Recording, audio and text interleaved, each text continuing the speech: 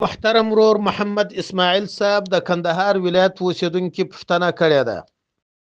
وایي ډېر ادب دی، دوې نجونې مې ډېرې خوښې وې چې په دغو دوو کې یوه دانه په نکاح کړم.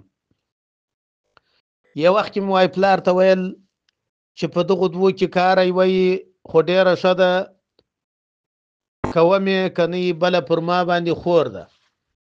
وایي اوس یې په هغو دوو کې یوه ورکړې ده، یوه پاته ده.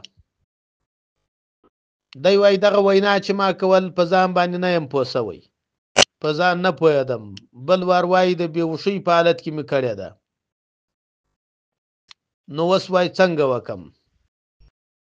محترمه وروره، ستاسو د همدغې پوښتنې په جواب کې به ووایو چې دا څنګه بېهوشي وه چې په دې پوهېدلې دغه نجلۍ ښایسته ده، دا کوم او د دې څخه ماورا او ماسوا بله نه کوم.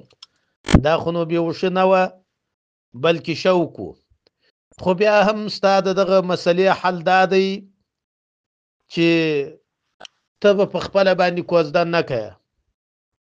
ستا پلار، ستا اکا، مشر ورور، حتی یو پردی سړی چې تا ته کوزده وکړي نو نکاح یې وتړله،